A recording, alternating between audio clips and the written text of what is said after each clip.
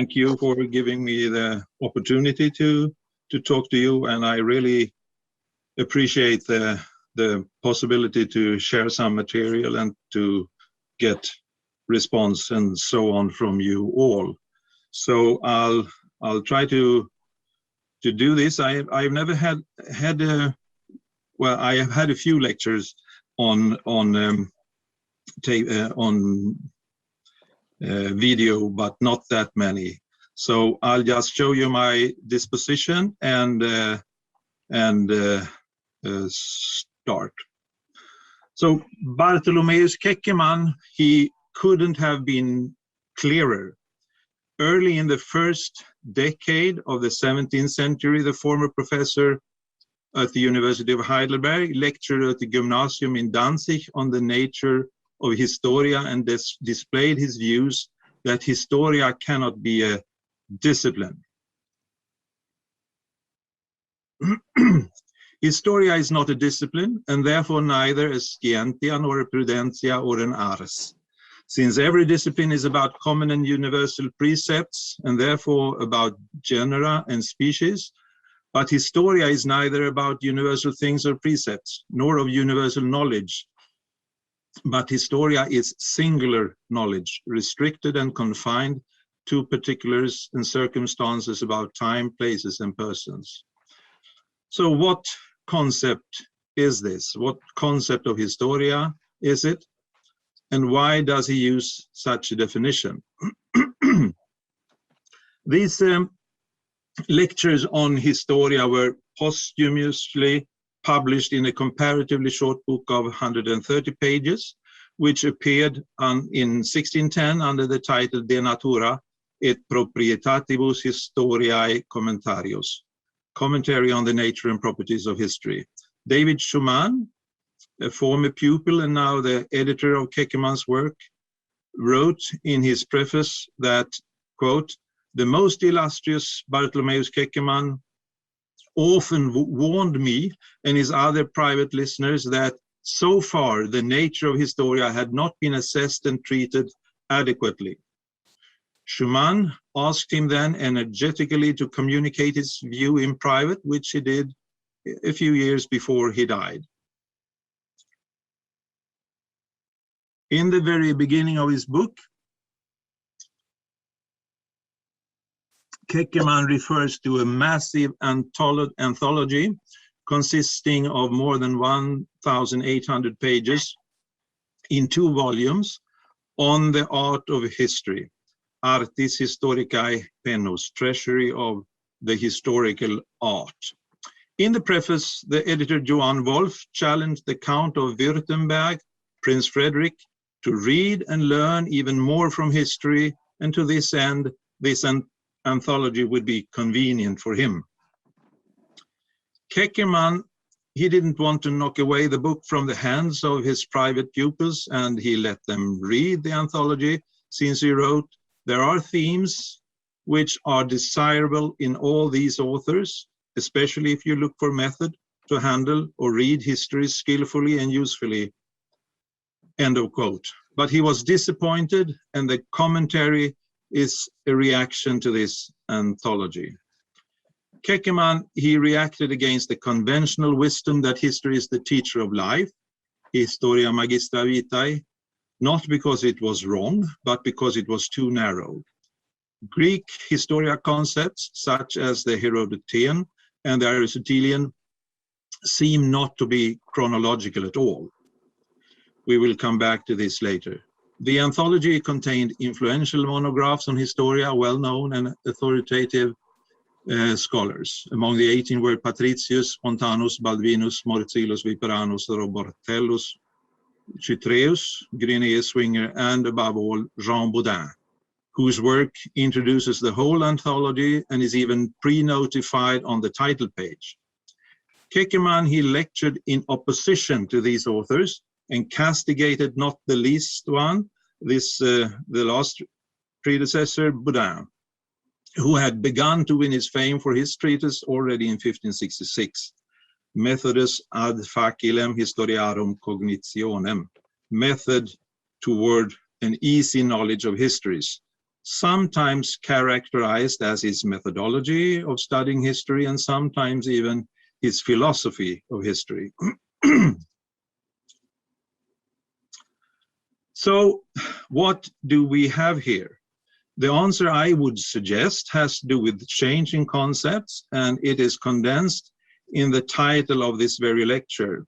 There was, I would say, a thriving rival concept of historia, and I call it the Aristotelian concept of historia. In early modern texts, which I deal with here, the originally classical Greek word has had a somewhat special history, which implies that it is not always an easy routine to translate the word historia, especially if the author was an early modern Aristotelian. And now I come to number 2, then, words and concepts. In a condensed discussion of conceptual history and intellectual traditions, Tony Burns lines up 4 different types of conceptual change.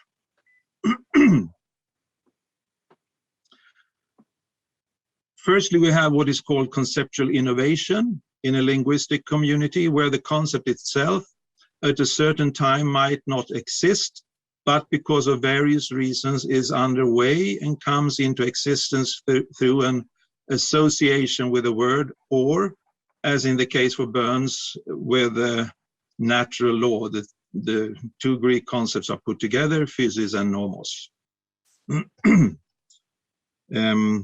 I should have the title of his work somewhere here. No, I thought I did but it's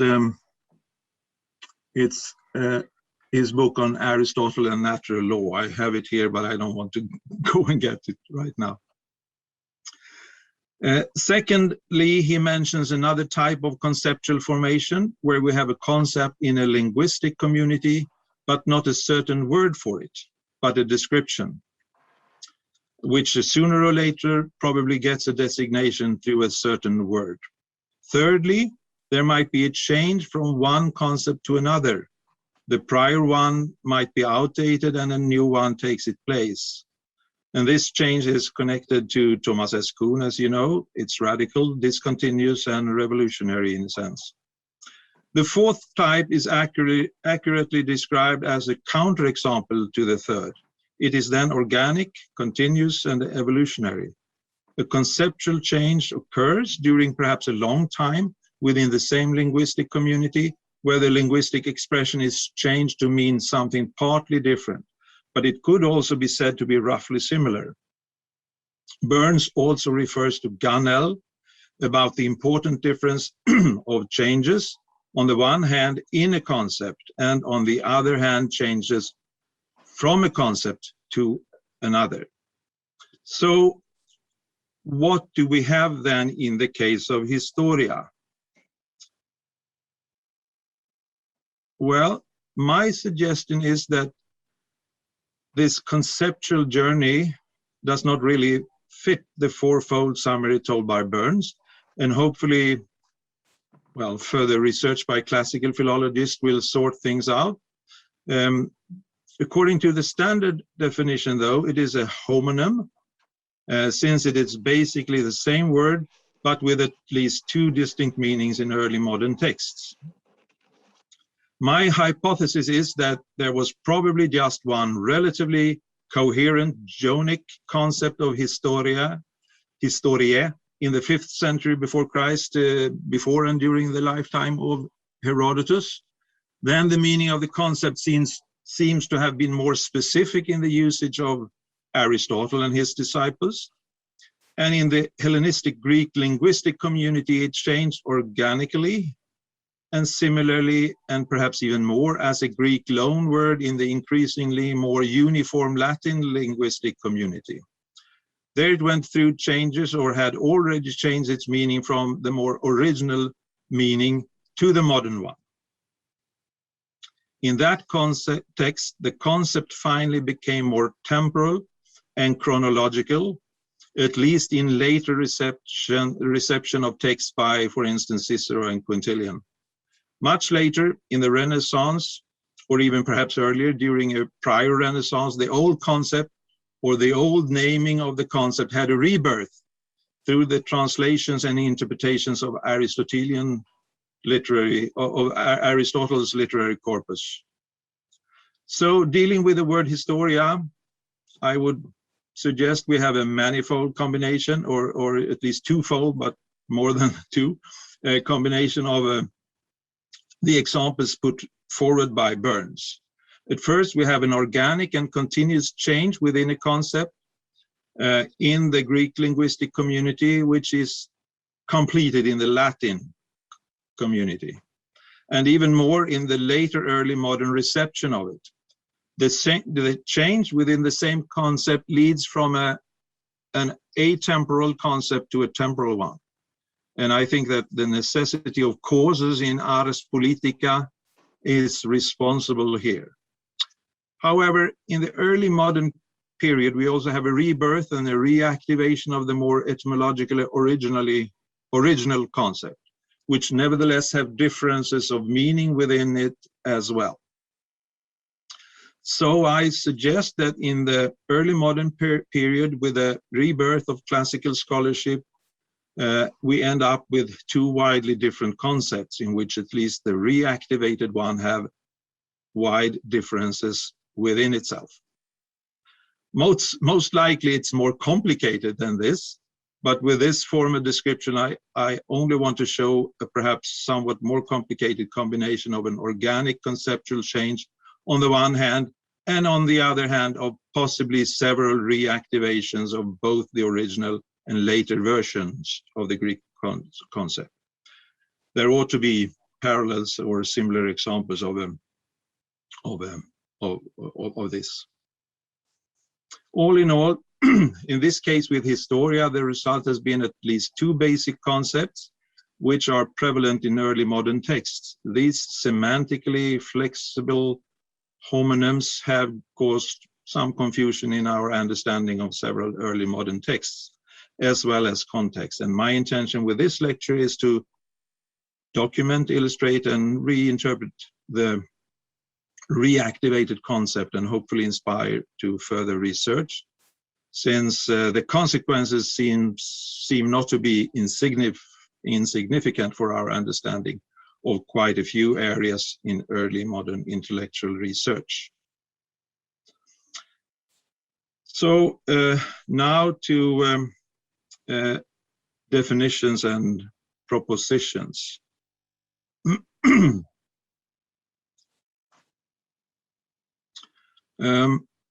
Note the following two definitions and later the two propositions then, and I test them. I have used them before, so perhaps you recognize them.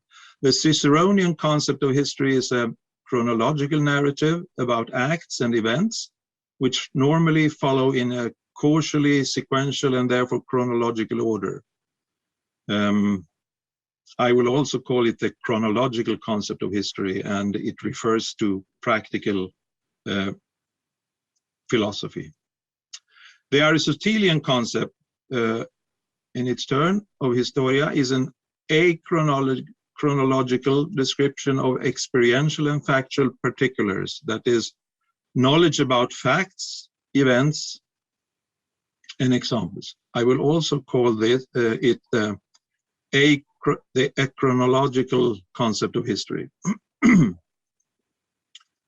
So it refers to theoretical as well as to practical philosophy, with a singular exception, namely metaphysics. And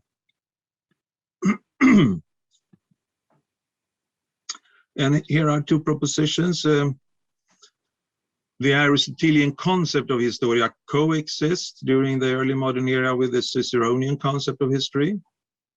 The Aristotelian concept of historia is fundamental for our understanding of the early modern academic discourse on historia, which includes the development of the Ciceronian concept, the chronological concept of history, and the theory of knowledge and science behind all academic disciplines. So now to Aristotle and followers. According to Aristotle, historia was something else than an intellectual virtue and could not be an academic discipline. And I'm following Wolfgang Kuhlmann here. For him and other for Aristotle and other classical Greek writers and philosophers, from Herodotus onwards to different schools of philosophy, the word historia seems to have achronological meanings, varying from inquiry to particular knowledge, and even certain knowledge. For Aristotle, though, the word historia seems to fit into a specific role in the structure of every discipline. And this structure is well known. It's twofold. In Aristotelian texts from the early modern period, this is often described as two paths to knowledge. Experience and observation through the senses was the first of them. By them, a piece of inductive knowledge was established. The word historia was used for this concept. Historia was not scientific knowledge deduced by logical conclusions. It was empirical knowledge and of basic importance for almost all discipline, not metaphysics, as I said before. The other road was the demonstrative syllogism, a deductive inference, where the conclusion proceeds from true premises to scientia. The inductive knowledge, historiae, in a particular discipline was like a body of factual knowledge. It described the phenomena and was the basis for generalizations and propositions, which in their turn functioned as premises or axioms in the philosophical work, with, for instance, the syllogism as a method to reach true conclusions. The empirical work with induction was a prerequisite for the philosophic and scientific work. So let us take natural philosophy, physics, as an example. Historia embodied physics in natural history, and scientia embodied physics in natural philosophy. Historia and scientia were, in this case, two parts of the same discipline, historia naturalis and historia and natural philosophy. Historia was knowledge about particularia, and science was knowledge about universalia. This interpretation of Aristotle and this twofold division of the disciplines involving the concept of historia is argued for in a quite convincing way, I think, by Wolfgang Kuhlmann. If that is the case with Aristotle, it would not be unlikely to expect the same structure and the same use of the concept among Aristotelians in the late Renaissance. The division in knowing that something is the case and knowing why the same thing is the case is already certainly the case and well known. But this twofold partition of different kinds of knowledge in one and the same discipline, or between a superior and a subordinate discipline, seems not to be an established view, neither in Aristotle research nor in Renaissance scholarship. Aristotle meant that you must have a good command of phenomena before demonstration. Let's see here. For instance, this passage. For example, in the discipline of physics, the two respective roads to knowledge may be seen in this dual structure of disciplines. Natural history dealt, as I said, with knowledge of phenomena, a body of knowledge differentiated into various histories, and natural philosophy dealt with knowledge about the causes, that is scientific knowledge. We can see this in Analytica Posteriora, as well as in other texts where Aristotle brings his strategy into reality. For instance, in the history of animals and other works of animals, and Theophrastus followed the same pattern on plants, writing about histories in some works and causes in others. In Renaissance texts on logic, these two modes of knowing were divided accordingly into questions and demonstration that something was the case, where the Greek word hoti or the Latin quod est was used and and secondly, why or how something was the case, where the Greek word di hoti or the Latin quia or propter quid was used. The former was induction and the other was deduction. The former epagoge or demonstratio quia and the other deduction apodeixis or demonstratio propter quid. Kuhlmann stresses that this division between Faktenwissen and Ursachenwissen was used by Aristotle, and it is exactly this paradigm of dual knowledge that I suggest is confirmed in Renaissance texts written by Aristotelians and confirmed or strengthened even by the use of the term historia for the concept of factual knowledge. In this respect, historia among Aristotelians in the later Renaissance was an important but by modern Renaissance research neglected linguistic usage in theory of knowledge and theory of science, including almost all disciplines in all faculties. I'm not saying that this dual view is new information about Aristotelian epistemology, but I suggest that the Aristotelian concept of historia is a fundamental concept, or one could say that the word historia is used for the fundamental concept of empirical knowledge.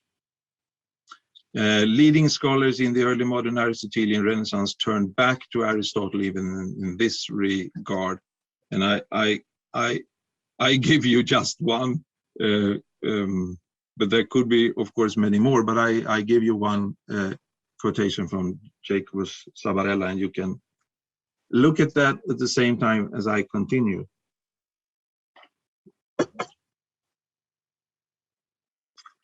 I could say that you have, therefore, the books on historia are the books. They are a preparation, one could say, a certain preparation, quaedam, to all the other books about animals. Tradunt enim, they deliver knowledge that it is so.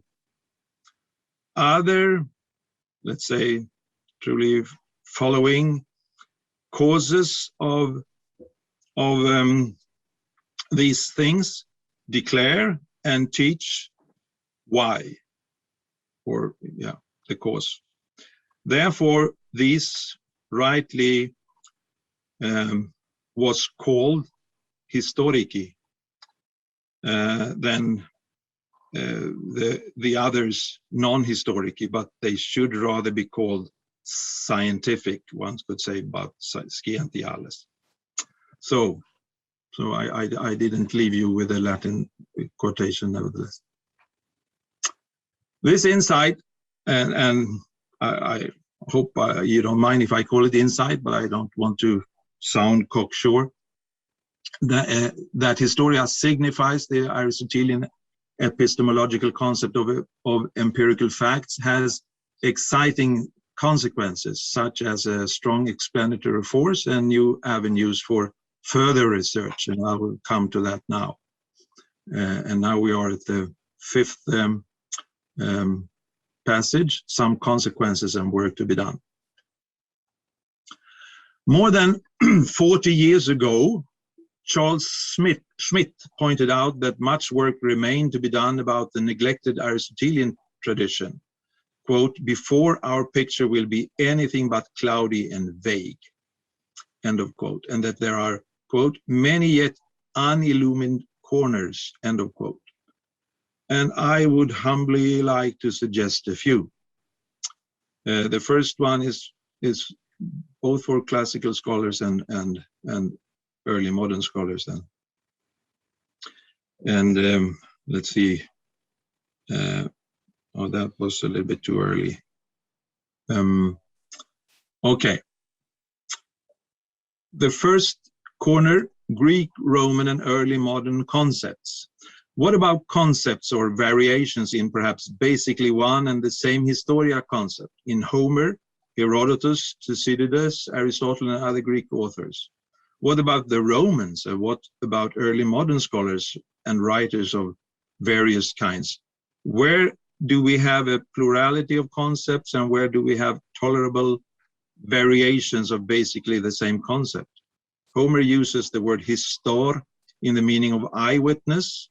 It goes back, as you know, to the Greek word horao, I see. I know because I've seen, one could say. In Herodotus, historia stands for inquiry and result of inquiry. The word in the works of the father of history writing that most often is translated with history or story or narrative is logos. This is not news for classical philologists, but the meaning factual knowledge, or with Kuhlmann, Faktenwissen, seems not to be common knowledge among classical scholars. Still, the Ciceronian and chronological concept dominates in interpretations and translations also of early modern works. And secondly, early modern academic disciplines. We could also call this corner early modern theory of knowledge.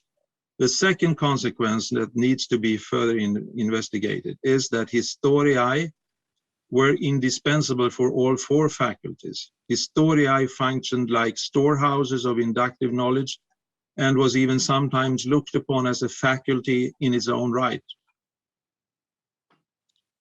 A faculty with facts, delivering facts to the other faculties. Third, early modern science and theory of science. The seemingly odd use of historia by Francis Bacon could be explained by his call for a proper basis for the true philosophy. He catalogued 130, I think it was, separate and particular historiae, among which were histories of comets, rainbows, clouds, blood, semen, etc. All historiae, I think, with no chronology in them, and they needed to be reformed. They were not trustworthy. The factual basis wasn't trustworthy. Bacon's program for a renewal of natural philosophy and a development of a natural and experimental historia was grounded in Bacon's firm conviction that the foundation for natural philosophy, that is, was empirical facts, were in a seriously bad condition. However, I would like to go a little bit further and contend that all these historia comprised his very program of reformation, and that his new logic was designed for that monumental enterprise. Natural history was not, I might assert, a preliminary task of collecting facts, nor a discipline in its own right. Fourth, the early modern use of the plural historiae. The Aristotelian concept of historia gives an explanation of the fact that historia regularly was used in plural in book titles and in the former descriptions of the professorships in the academies. Reinhard Koselleck argues that these plural forms are explained by additiv Einzelgeschichten and eine entsprechende Menge einzelner Exempla. But with the Aristotelian concept of historia, we have the interpretation that the plural goes right back to what was counted as empirical facts and storehouses of particular knowledge of facts, things, and actions. And now a longer passage on late coming chairs in history. We could have a credible explanation of why it took such a long time for universities to establish history as an academic discipline in its own right. It certainly is true that chairs were founded which involved history of some kind, but when the details are examined more closely, it becomes clear, I think, that the new chairs were combinations of historiae in plural, and all sorts of disciplines. In 5027, the Marburg chair of historia was combined with poetics. In 1544, in Greifswald, with poetics. In 1546, in Königsberg, with rhetoric. In 1557, in Heidelberg, with poetics, and in Tübingen, with rhetoric. In 58, in Jena, with ethics.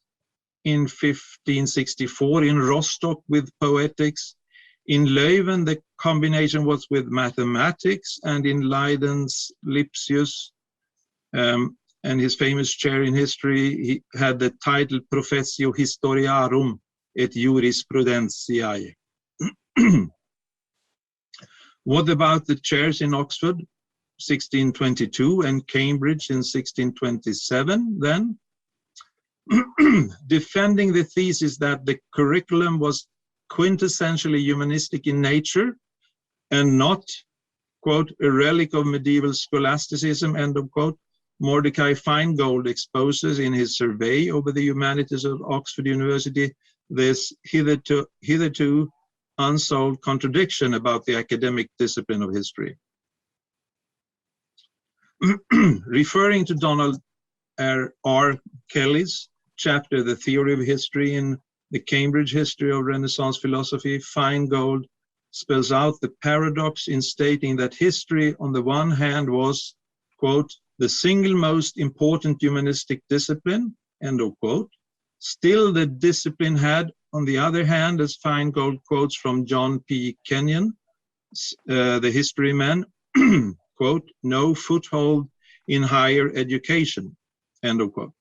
Kevin Sharp, in his The Foundations of the Chairs of History at Oxford and Cambridge, goes very far in stating that, quote, the endowment of university posts in modern subjects at Oxford was something of a fashion. The study of history was not, end of quote.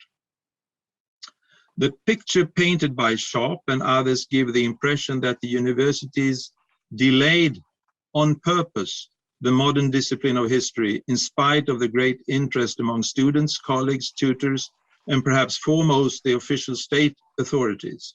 Sharp even complains that, quote, no satisfactory explanation has been advanced for the foundation of the Camden lectureship, and he tries himself to give a politically motivated answer.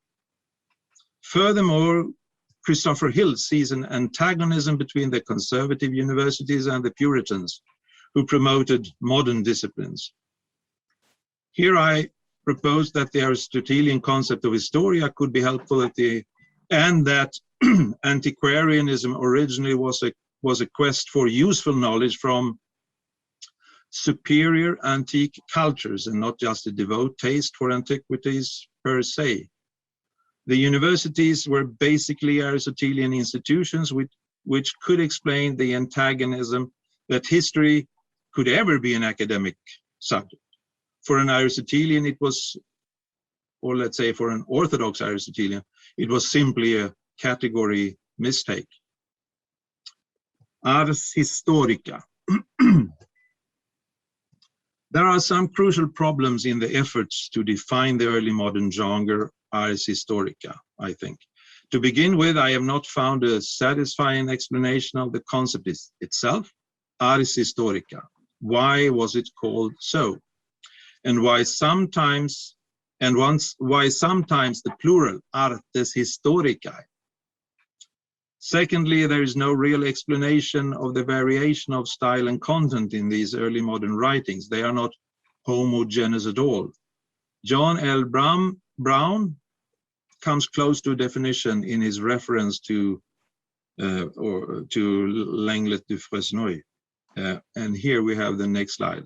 And you have to forgive me, I have missed, I don't know where the slide is, where I had these corners for you, but it will pop up probably.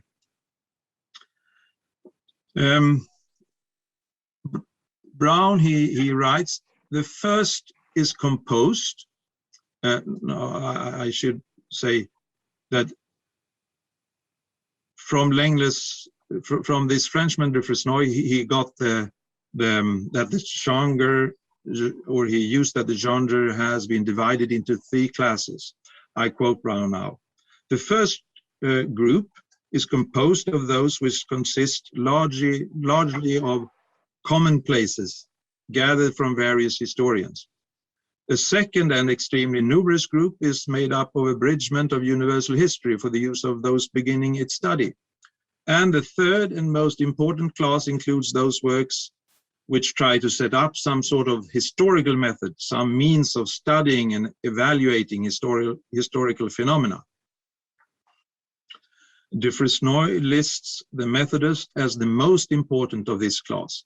End of quote from Brown.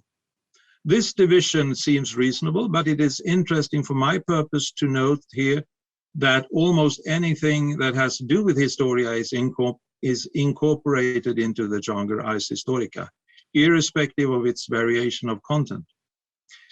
In the epilogue called Ars Historica in his Historians and Historiography in the Italian Renaissance, Eric Cochrane identified Ars Historica with, quote, formal treatises on history, end of quote. Philosophers wrote these and historians wrote similar works in their prefaces.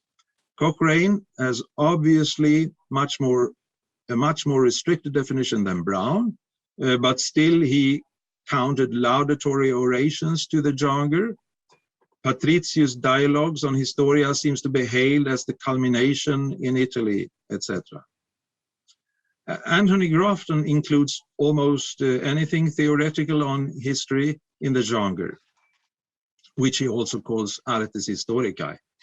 In his work, What Was History? The Art of History in Early Modern Europe, he guides the reader from ancient to early modern historians.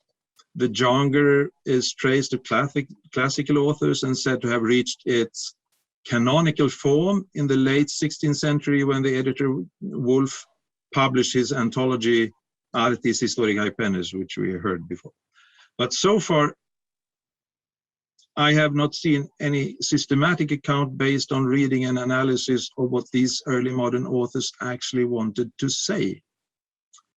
Brown, Cochrane, and Grafton and others, including Kelly, seems to me they mix various contenders, irrespective of what they actually seem to have in mind regarding Historia. Let me propose an hypothesis then about the genre. As we all know, the representation of Aristotelians were traditionally and generally strong at the academies. Successively, though, the humanist agenda influenced and took over parts of and at last several faculties of the academies, but the neo-Aristotelians also were educated according to humanist standards. They fought back and became exceedingly influential in the 16th century in Italy and Spain and later in Transalpine countries. So my hypothesis is based on the fact that the academies basically were Aristotelian institutions and that Ars Historica from an Aristotelian point of view is a category mistake and a linguistic non sequitur. By the usage of the concept Ars Historica, however, ought to be meant a productive discipline of something. But since Ars Historica seems not to be used in theoretical philosophy, but only in practical philosophy, Ars Historica ought to imply that the writer who calls their work Ars Historica defends the position that it is possible for Historia to be an ars. It would then be a kind of opposition or reaction to the Aristotelian concept of Historia. So my hypothesis then is that authors who wrote an Ars Historica argued for and defended the possibility of history writing to be an ars. That also implies that the ones who wrote about Historica from a strict Aristotelian perspective, they did not write an Ars Historica. Well, let's test this hypothesis on the works normally ascribed to this genre, but I'll start with Sabarella, and he is not it doesn't, no one says that he wrote an Ars Historica, but his comments then could not be signified even as an embryo to an Ars Historica, since he denies it. Keckermann's work, included in lists by Brown and Grafton, does definitely not belong to the genre Ars Historica as I have defined it, at least. Nor does Baudin's Methodus, the primary and most prestigious work in Wolff's anthology. Brown, he writes, quote, "It is true that the Methodus is not a representative Ars Historica," end of quote.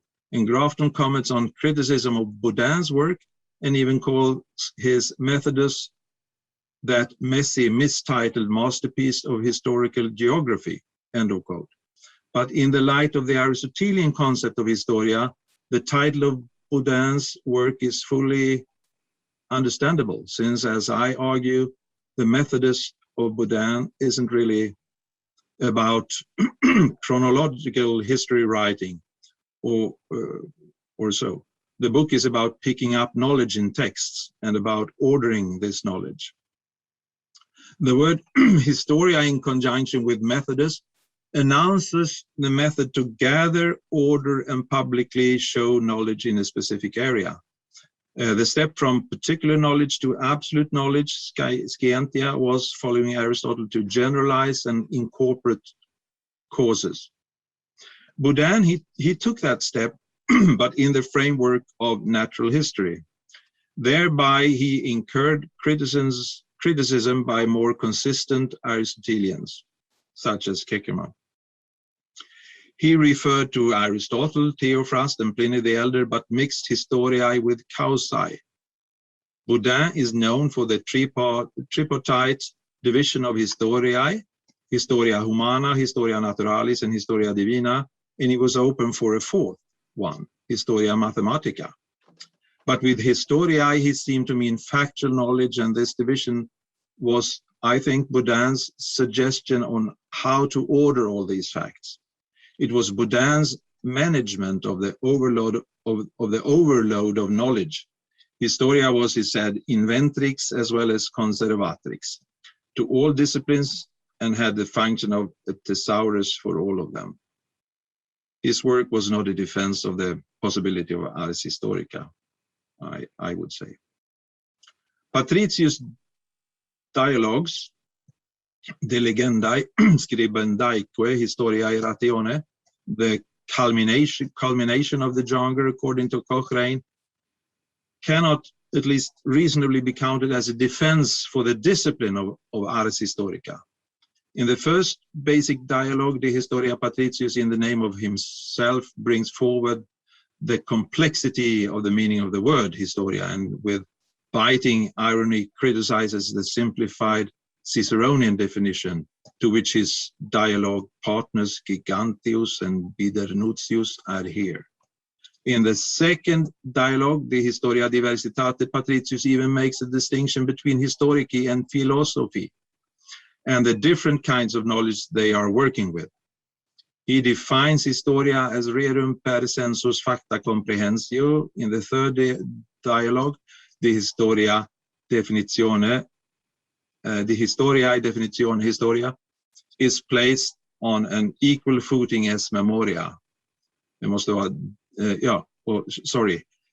third dialogue, the historiae definitione, historia is placed on an equal footing as memoria, and written historia is sculpta rerum effigie. We could continue like this, but I will confine myself by saying that the work of François Baudouin does not belong to the Ars Historica according to this definition, or according to the, let's say, the Aristotelian concept of historia, if we use that as a way of interpreting the work. But the work of Robertello certainly does, and so on.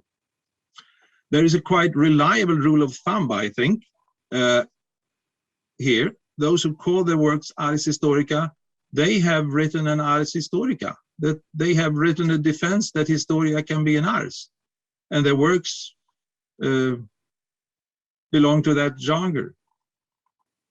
Those who don't call the methodological work Ars Historica their works probably don't belong to the genre. To conclude, in chapter 4 of his work on what was history, Grafton discusses the death of the Ars Historica genre, and Cochrane writes about its demise. My suggestion is that with a more precise and consistent definition relative to the content of the various works and to the neo-Aristotelian challenge that historia cannot be a discipline, the Ars Historica genre did not die at all, and our modern academies and all academic and, for that matter, popular writings on the Ciceronian concept of history prove the opposite. The Ars Historica is still alive, and very much so, and the Ars Historica genre is alive as soon as anyone writes in defense of history as an academic discipline, if that debate is still alive.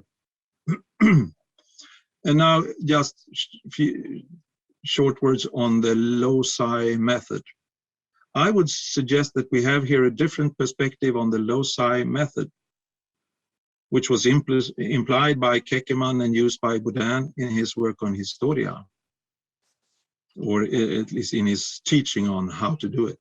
And in the encyclopedism of other early modern scholars, which Howard Hodgson in several writings has mapped and analyzed, the Loci Method was used to order all these histories. All this information overload, as Anne Blair has called it, all factual knowledge, old and new in their different disciplines, genera, and species. And there were a few corners that I just wanted to suggest, and thank you so much for having listened.